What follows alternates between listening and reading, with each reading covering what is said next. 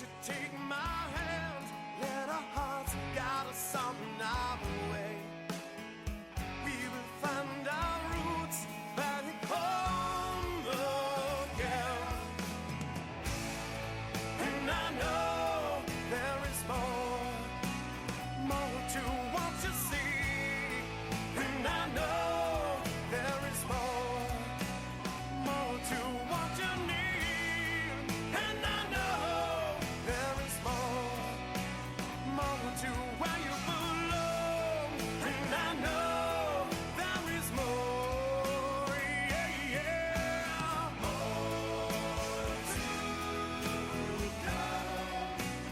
Yes, I know there is more to go.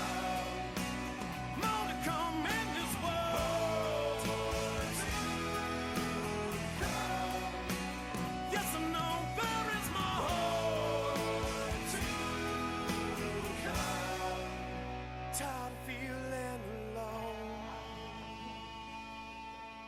All right, and we are back. Anarchy Radio, Northwest's #1 internet radio show. And what a show so far. That was exciting. Holy chowder, man. Buddha couldn't take it. He had to go home and lay down. Right, yeah, Buddha. Yeah, we've already lost a man. Well, 2 man down because big game left too. He got hurt. He's on the IR right now, dude. Sure. Something that starts with an H was bothering him. It had to do with his sitting, so I'm not Hernia? sure. No, it was something else. Oh, it was a hernia. So he He was says. worried about that. He has no man parts. But we have a lady in the room there, bald guys. Oh, okay, let's get back to this. Okay, enough about Buddha's man parts. or Right, if they exist. Josephine Elle is in the studio with us tonight. She is a music therapist and also a local performer. And hello. Hi. Oh, let's get. Yeah, let's get that mic a little closer to her. Hi. All right.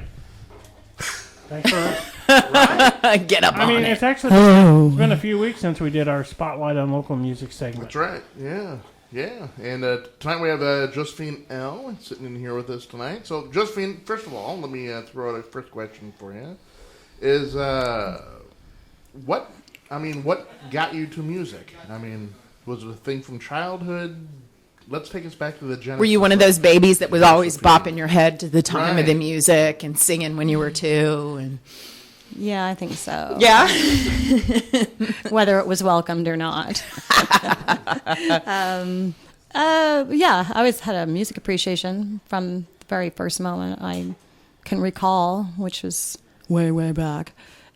Hey, no pictures. Hey, he's got the same deal. But look at him taking them. And then I started taking piano when I was 7. I passed that test of the monthly rental that the parents got, and then it just kind of went from there.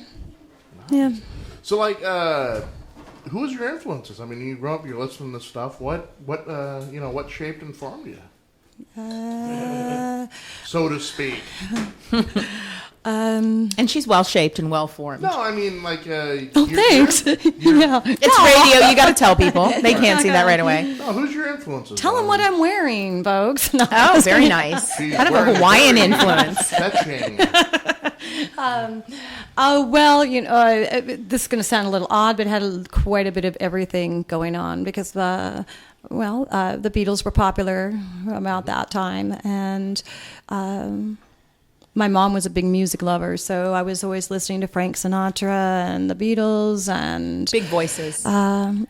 just about anything that was available. And then we went out camping and sang songs like "You Are My Sunshine" and "Home on the Range." And then I got into school and learned all the Pete Seeger songs. And then I got into junior high, and there was Rick Wakeman and Eric Clapton and Elton John, Billy Joel, all those influences. And then punk came. And some of that was okay for me, but it didn't really give me any music skills. And then, of course, I studied Beethoven and Bach and Chopin, and it does kind of a big stewing pot. Yeah. Nice. What's your favorite to listen to now? Ooh, that's a tough one. It's the Mormon trannies, isn't it? Yeah. Because like any given day, I could go from the Beatles to Beethoven or. If you decide to listen to music, what do you put in? What do you have? Like, what do they ask? What do you have on your iPod right now? I actually don't have an iPod. Me either. I don't have an iPod. But I actually still traditionally play CDs in my car. I remember those. So I have things like some of the folks I mentioned, you know. I like a lot of Elton John on the road. You know, all the way to the extreme of someone like Train or, and then I have several music comrades across the United States that send me stuff, and I'm popping that in. I know drummers and, you know, guitarists and things like that. So it's just matters what the weather is like and what kind of mood I'm in. Has the internet have you found that that's broadened your sense of musical community? Because I know for me, just sense of personal community, the internet has made a huge difference. I know I'm dating myself here, but you know, there was a time when someone moved away and they moved away, and it was Correct. phone calls and snail mail. Now it's like you can be on a pulse connection with anyone, anywhere. I would think that in your industry that really opens things up. It does. I think it does as just a person in general. And then if you throw in the factor that you're an artist or a business or a musician, we are very closely connected to people overseas, even, you know, not just in the next state. Yeah. I mean, besides, you know, when I grew up, it was the radio. I mean, before CDs, it was tapes. You heard about groups either from your friends. Oh, those big 80, what is it, the big 82, I forget, 88s, 82, those big giant discs, and you had to hand crank them? Yeah. Yeah, I hear you, that's brother. it. Yeah. No, but I mean, now with the internet and MP3s, it's all at your fingertips, instantaneous. Sure. Everything is. It's wild. My first radio was one of those little 8-ball radios. Uh-huh. Mine was bright yellow, and I treasured it. That was I always just treasured it. I used to just conk out in the back lawn to Billy Joel and stuff like that. I had And a little Coke bottle. I It never looked like a thought Coke back bottle. then that we would be where we are now. Oh my gosh, Right. who No. could have conceived it? I mean, Right. this is really the stuff, and a lot of science fiction writers wrote about it being this way Exactly. back then, and you know, it was just all shelved with jetpacks, but Right. here we are. Right, yeah. Let's talk about the Portland scene in particular, okay? Because when we started the show 2 years ago, Mark and I, we always say that the biggest shock to us when we started doing this, it was how vibrant the music scene here is in Portland. Because Huge. We never paid that much attention before. You know, we'd heard of some groups, and, you know, we'd go out and see some in the clubs or whatever.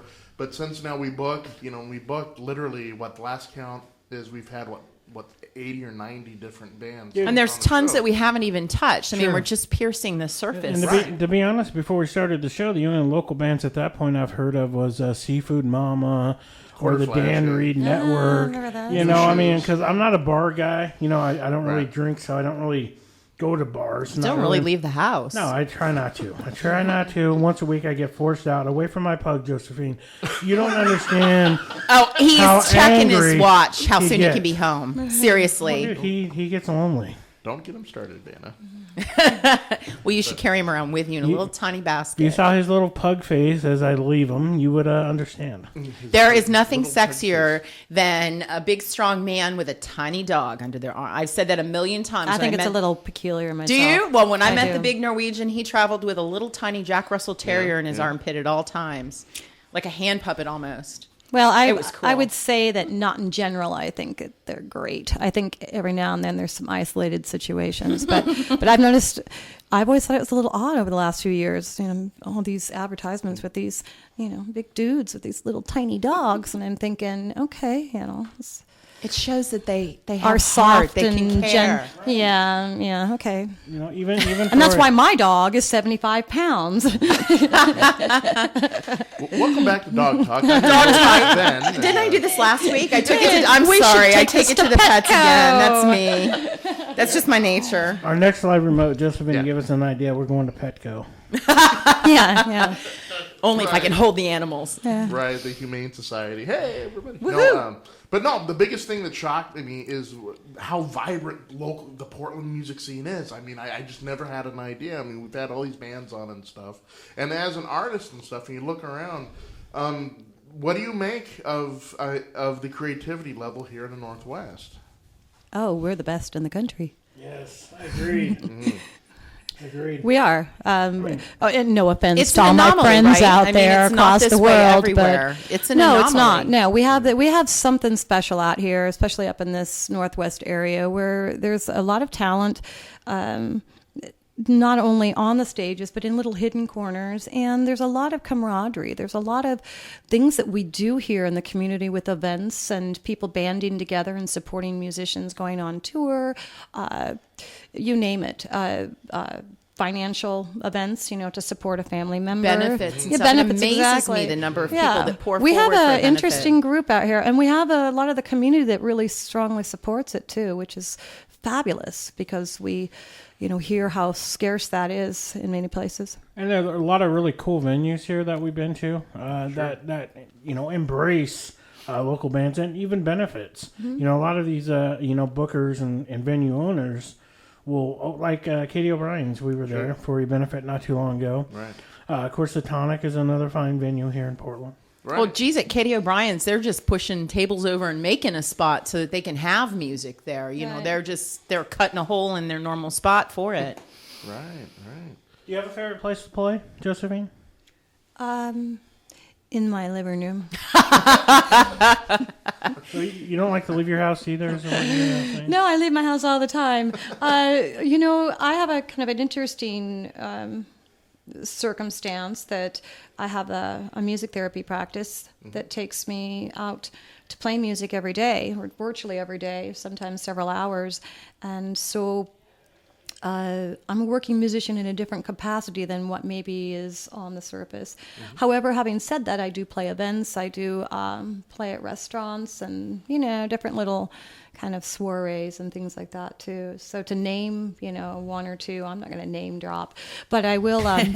But I will say that what I have noticed. I will name drop this one because we're having an event there in November. Oh, promote. Go ahead. Yeah, the Cellar pub over in Beaverton. They've been booking musicians for about a year and a half now, so they're kind of newer on the scene with all of that.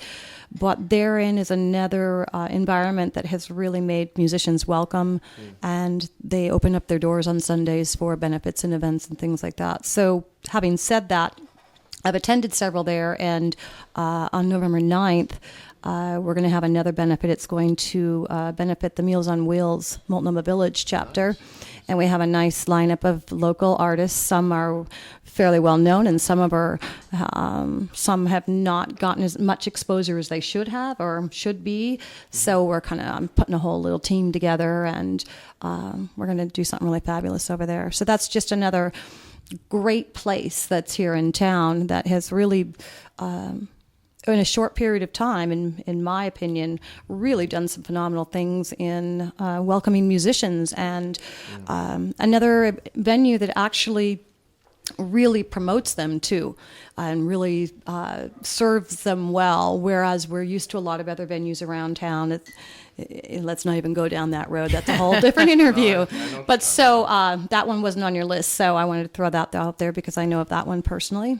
Nice. Let's talk about music therapy. Yeah, Okay. I'm really curious about that. I don't know anything about that, and so how does that work? You're traveling to people's houses, or No, I work in the care facilities. I work in the care facilities, and I work with all levels how of care. awesome. I specialize in gerontology and work with Alzheimer's, chronic illness, hospice, acute care, short-term rehab, whatever really is the gamut of where I'm working out. So I you're travel all over performing the for city these all the people. time. Yeah, and I've developed different programs so that it really benefits them in a recovery way too. We get them very involved. I get them singing. I get them writing music. I get them playing moving. instruments and all kinds of things. I really make it what they need versus just some kind of clinical textbook product that I go out and do in the same way everywhere. It's every group is different, every facility is different,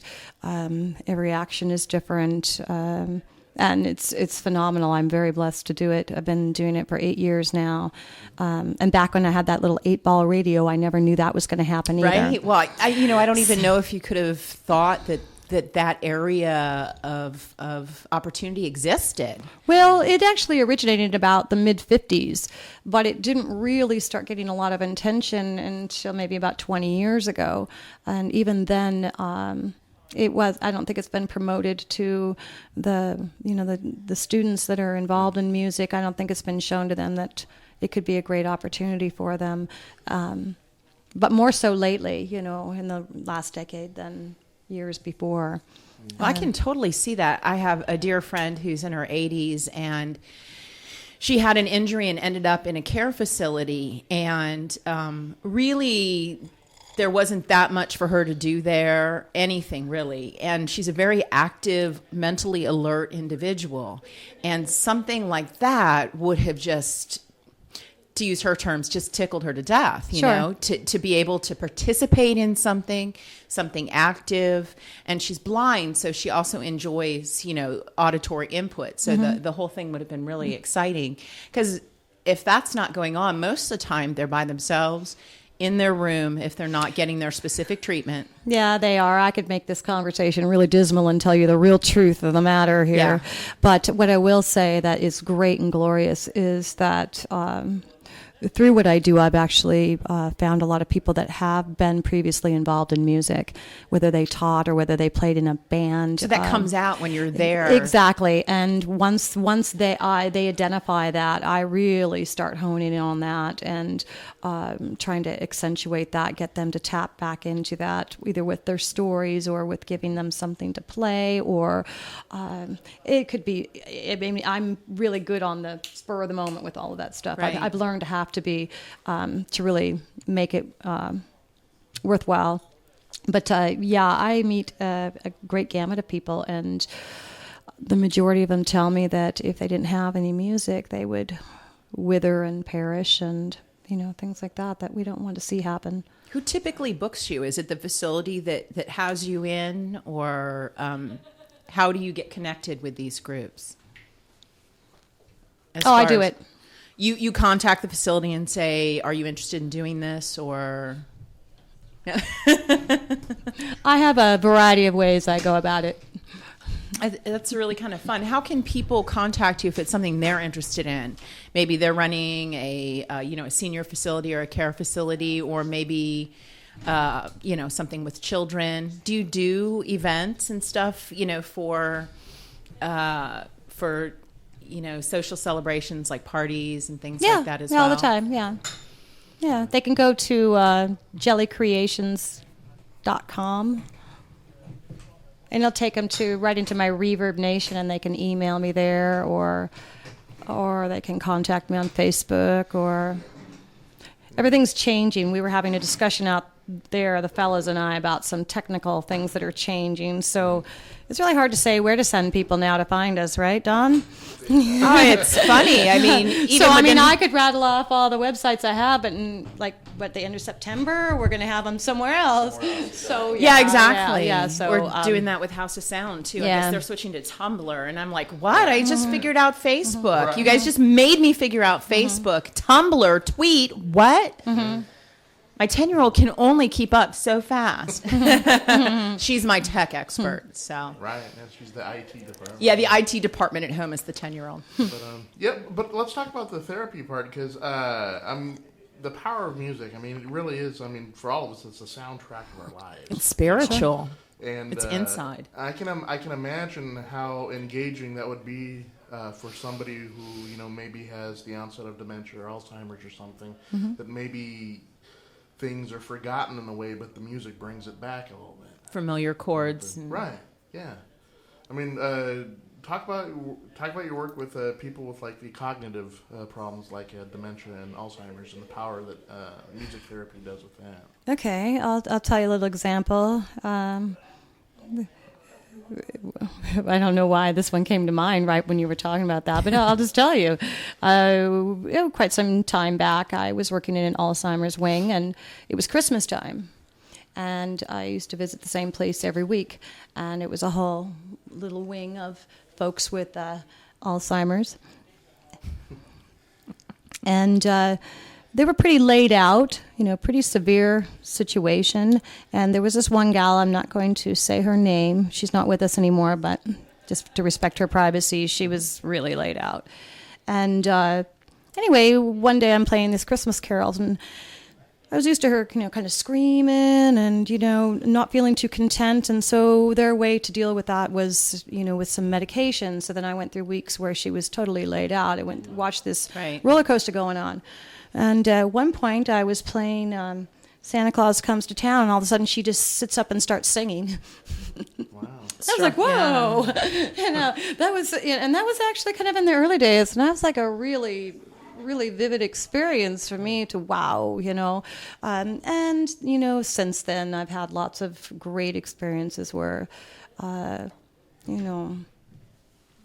you see them wake up with the song, they're singing it, or they start moving, or suddenly they're tuning in. They're exactly tuning in, and then a lot of them remember stories and tap into them. I just last week coincidentally put up a picture of a gal that is no longer with us, but she learned one song. Well, she only knew one song by the time I met her. She was in her late stages of Alzheimer's, and she played on the piano. And it's this one song that she remembered from childhood. And she'd have to play it 3 times because the first time she played it very badly. And the second time got better. And then I'd say, I bet you're going to get it this time. And she'd play it perfectly on the third. Then she'd turn to me and say, was that good? It was fantastic. And so every time I visited, I had her, get up and play that song because I knew she could, and I knew how good it would make her feel to do it.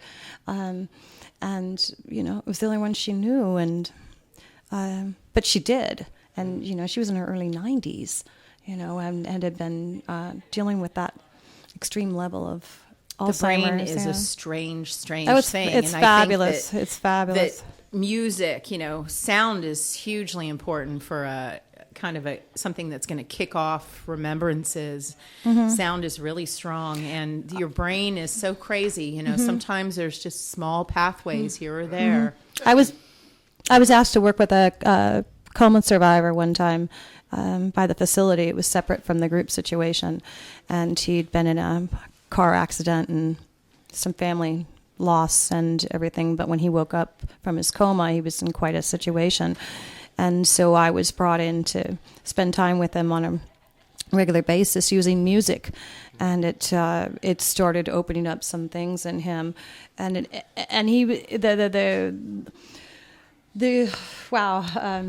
sorry, I'm getting me emotional. No. I deal with some people sometimes, and it's just like, wow, I'm so blessed. But this fella, when he was going to become completely lucid of his situation, was going to have another breakdown because he'd lost his wife in that accident. Oh, and they hadn't made that clear to him yet. Oh, they weren't. Well, he wasn't able to understand it. So the goal was to get him to a certain level of comfort, and then start, have him start understanding life a little bit, and it worked. It worked, and there was a team. There was some counselors and things involved, but I know that he was a huge music fan, and I know that really helped his situation. And I've been asked by families to work with their family members with MS and Parkinson's and end-stage dying. And how about autism? Have you? I haven't really specialized in autism, but I know that music therapy is really great for autism. Yeah, I've heard that is one of the ways that a lot of people who struggle with various degrees of autism, music is something that helps them communicate and can help really calm them, give them good focal points. I'm not seeing many of those in the care facility, even though I'm seeing ages between 30 and 104. I'm not seeing much of the autism. Right. I'm seeing more of the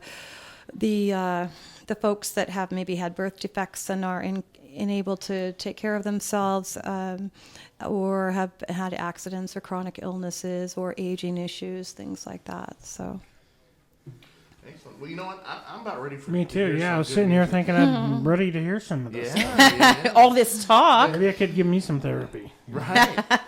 Right. No. But as Josephine gets set up there at the piano, I always thought music is a soundtrack of our lives. I mean, you hear a song on the radio, and automatically you remember at what time, you know, that song was popular, what was going on in your own life. And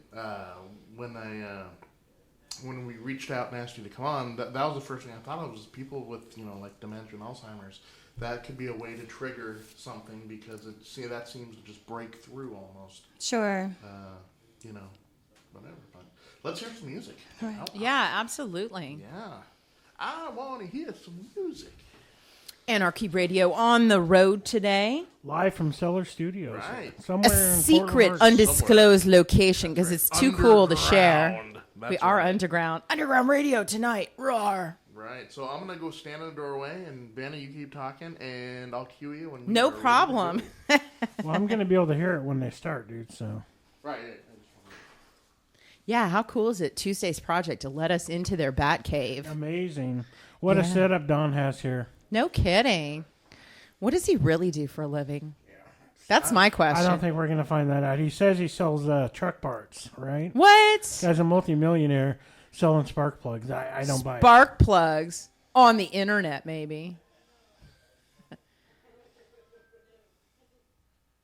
Well, guys being all quiet. I know. I thought I heard a little music there. Josephine L is getting ready to.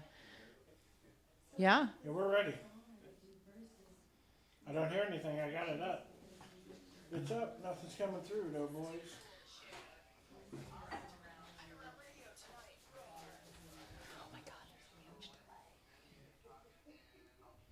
I'm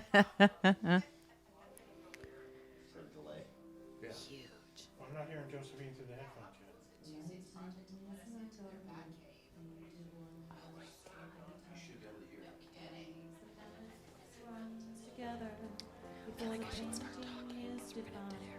Just like bidders at auction, one painting at a time. If you were bidding on a lifetime, would you pay for mine?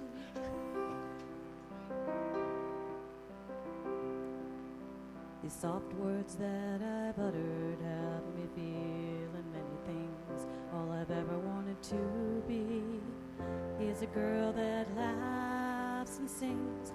Might have gone a bit insane from standing in the cold, bathing in the rain, while these colors just keep blending over me. A lifetime is like artwork painted one brush stroke at a time. At times the palette runs together before the painting is defined. Just like bidders at auction, one painting at a time. If you were bidding on a lifetime, what would you pay for mine?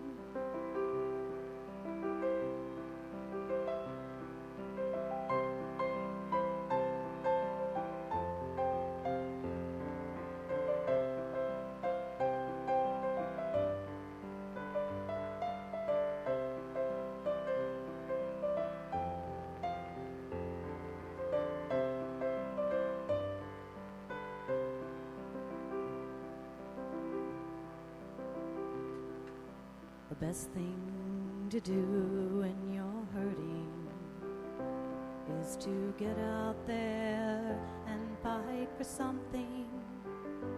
Now the heart's again been open to remind us of our existence, piercing the armor, erasing our resistance.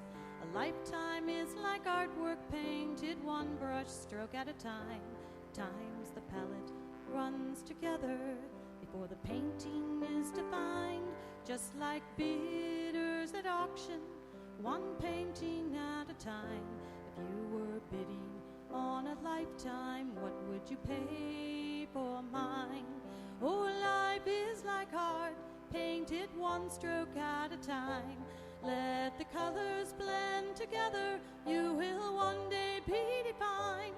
Just like bidders at auction, one painting at a time.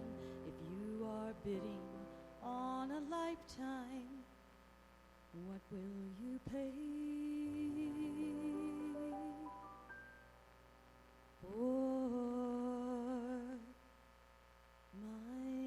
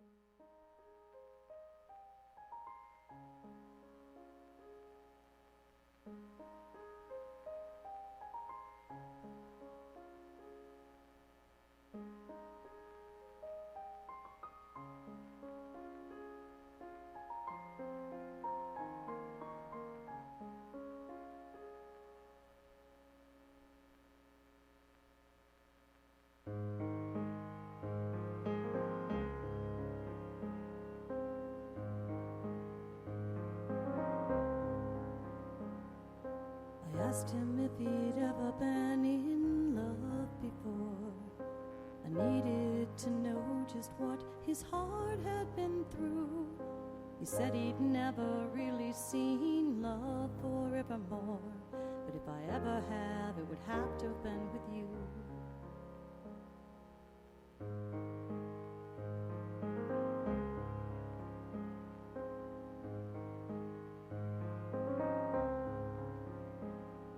I wondered a while, how does one keep the score?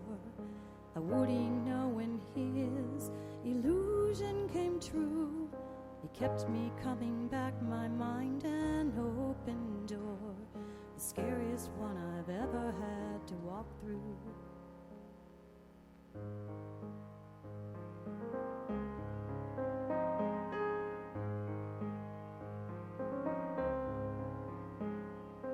Looking in his eyes told me everything I needed to know about those lives he had lived.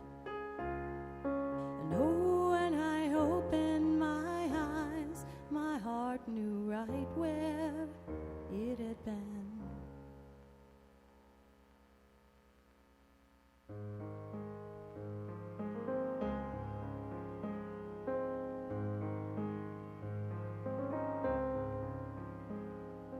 He asked me if I'd ever been in love before. I told him everything that my heart had been through. I said I always knew there could be love forevermore, and if I ever do, it might just be with you.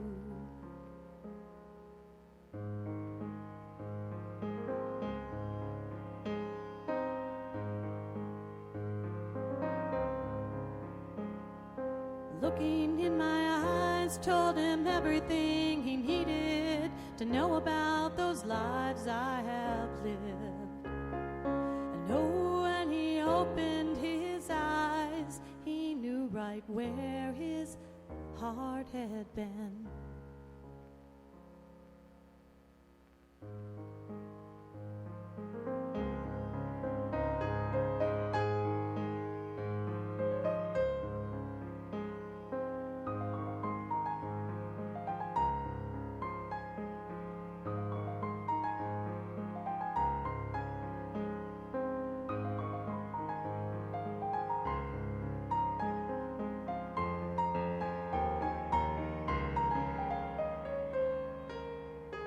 Looking in our minds tells us everything we need to know about these lives we live. And oh, when we open our eyes, we know just how right our hearts have been.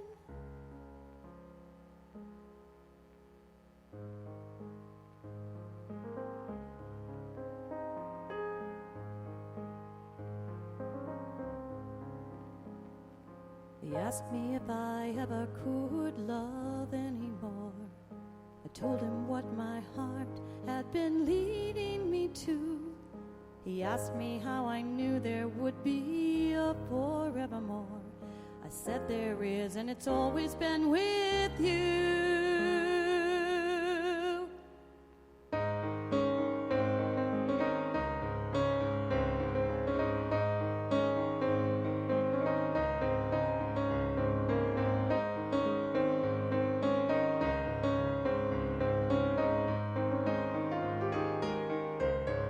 It's always been with you.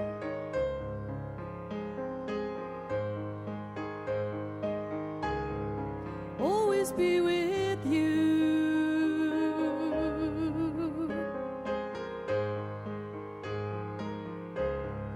I'll always be with you.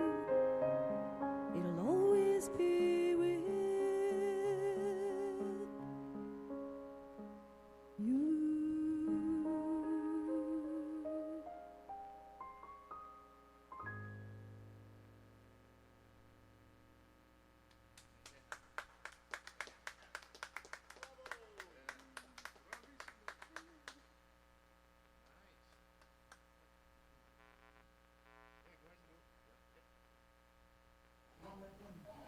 What tweaking? Wow. That was great music from Wow, Josephine. yeah. I just named that song yesterday. Yeah.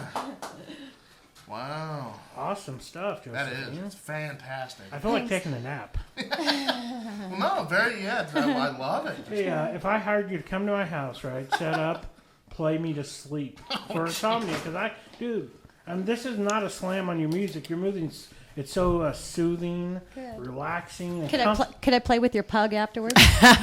Oh, you get the pug to like you. You are in. I don't think you'd have a choice. Right. It's Rufus. Rufus is he implants himself and he doesn't take no for an answer. Right. Yeah, he's an assertive pug. You know how those tiny dogs think they own the world. Yeah. Sure. And to some degree they do. But no, oh my gosh, fantastic! Thank like you so that? much. Hey, Yeah. Songbird. Wow. Let me ask you this: you were talking about you do stuff for hospice, and I mean, is that hard? I mean, you get attached to these people and their time, and then they're gone. Is that heartbreaking? It's something I've had to adjust to. When I first started working with end-of-life care, it was actually very daunting and scary to me. And at some point in time, after I worked through all of the challenges that I needed to be able to address that, it became extremely rewarding. That's not to say that it's not emotional at the time. I think my weirdest experience in that was actually one here recently, just a few months ago. And if you follow me on Facebook, I'm quite the advocate for what I do, or gosh, I'm just the advocate. I mean, for eating good dinner or what you put in your coffee, or I put all these psycho You're pictures passionate about the things that you I like to believe in. share with the world. No, I actually use Facebook as a means for inspiring people, and because I can, I do. All right, but a lot of times I'll share some experiences that I have through my work there. And just a few months ago, I had an experience where I went in and I thought I was going to do what I call a jolly jammer session. I was going to have my room full of peeps that are excited to be there, and we were going to have the tambourines banging and everything like that. And I get there and they tell me, the fella next door is on his way out. And okay. And I said, okay, I'll handle it. Yeah, so what do? You Well, you amp it up, well, or you? No, well, that particular day, the piano was against the wall of the room he was in. Oh. And I could tell he was special to the residents also, because they knew what was going on. They were all kind of huddled in the hallway, and those who were in my music group and all that stuff. So essentially what I did was play while they did last rites, and about 45 minutes into it, when I started playing Here Comes the Sun, he was gone. Oh, wow. And the reason it was such a weird experience for me is because they came around the corner and they cued me that he was gone. I'm like, okay, great, the sun is not coming right now. But so I had to finish, and because the experience for that was not only not knowing who that person was on the other side of the wall, not knowing the family members that were sitting there with him. Oh, right. I was also collectively working with the whole environment that particular moment. Here's these residents that are losing their comrade. Here's hospice staff in there. You were important Here's to the a lot of facility people. staff. And it was, I walked in and bam, bam, this is what's happening. That's probably got to be the strangest experience I've had. All of my other experiences I've had with end-of-life care, I knew the person, I knew a lot about their family. We'd spend a lot of time together, off the books, even things like that. So you even knew what kind of music they preferred or what they were Sure, familiar with? Yeah, and it's been a lot of personal time with some of them too. That second song, the instrumental one, is called Doves Fly Free, and that was actually a song that I wrote after I was really close with a resident who'd passed away, and she was terminal. I spent a lot of time with her too. So it's a process. It's I would say, a doctor, a nurse, anyone that specializes in wellness or dying or care of anyone. It's an acclimation process.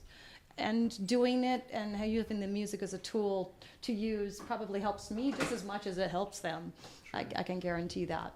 I was going to say earlier that Josephine literally played the guy out. Right. I did, and all the residents come up to me afterwards, and they're like, you sent him off, don't you? And I'm like, yeah, I know. But it was great you were there because it put a sense of ceremony to it. It did, and made it special. It did, and if I hadn't been there at that particular time, they would have been remiss of that. And number two, because I'm not perfect at everything, about 99% of stuff, but I have a real good sense of that kind of thing after having experience with it. I knew what would probably be appropriate for everybody, and just kind of kept going from one song to another. And I was meditating and praying for them sight unseen at the same time, and putting a lot of thought into the music choices I was making, knowing that it was the moments were crucial. And if he hadn't gone within the time I'd been there, I would have stayed. Oh yeah, I would have just stayed. I would have seen it all the way through. But it's not just for him either. Then when he's gone, and there's everyone else still standing there with their sense of loss, and so it was really strange. I got done, and I kept playing for a little while because that's I was supposed to be there a little longer, so I didn't just cut out. But then I left. I'm done. We're out. And I left at the room, and and I'm just describing these weird crazy experiences. But I leave the room and I look at the door and it's closed. And the only reason I knew who it was is because I saw the name sticker on the outside of the door. And it's like, okay, rock on, dude. What do you do? It's just I felt really awed and very blessed at the same time to have been there that day. I was kind of shaken up a little bit when I got out of there. I'm really great under pressure, so when it happened and I took it on, I was cool with that. It was afterwards I was like, whoa, what just happened, Right. and adrenaline kicks in, and well, it was just it's like it was just because it happened to be such a different experience from what I have. I've had other ones where they're I'm right there when it's happening, or I'm spending a lot of time with them in music and things like that. So, well, every one of us ends up in these situations, and basically all that can be expected is that you do all you can. Right. And I think what you did was what was needed then, because music is such a generally calming influence just across the board for everyone. Means different things to different people, but it's always connected emotionally and spiritually. So I think that was probably really helpful for everyone that was there. I hope so, because what if he was really a rocker dude? And he's laying there, he's like, oh, God, I hate the Beatles. I'm going down to Here Comes the Sun. Damn it. I knew my life would end like this. Really what if he wanted, some AC/DC or something? Just shred a little for him or something. We have a request here for Ingata Davida, Iron Butterfly. But Josephine, thank you so much for coming in tonight and You're playing welcome. for us. Absolutely. And what's the best way for people to contact you? On your Facebook page? Yeah, Facebook's good. I think most people do that. Yeah, And I have a music page there that'll take them to my Twitter and to my Reverb Nation. and it's Josephine L. Josephine P. L. PL, and Yeah. L is ELLE, as in yeah. beautiful she. Yeah. Well, if they put it up, if they pull it up, they'll probably find my music page too. Okay. And I'm on YouTube, and it's hard to not locate me if you really want me to talk to you. Unless I have to block you. Unless you're that kind of person that wants to talk to Other you. than Buddha, that doesn't really happen a lot. Yeah, we should have had you play him out as he left. Right. Yeah. As he moaned and limped his way up the staircase. At one point, I thought I was going to have to put a foot in the backside and send him out the rest of the way, but he made it on his own. As he limps off into the sunset, Yeah. we say a deep goodbye to our Goodbye, Buddha. So I wonder how far we are out, Bald Guy, from some Tuesday's Project Live. Right. Cellar Studios. Right. But Josephine, thank you so much. Thank you. Great music. Absolutely. You do a great service, too. Right. That can't be... Because dealing with, death and the elderly and... I get to deal with hospice live people too. I have some people that have been with me since I started, and actually kind of surprised some of them more. I mean, honestly, so something must be going right between me and somebody else, I'd like to think that it helps. So, yeah. Right. So that's the bonus. I get to work with live people, too. Here we go again. Hey!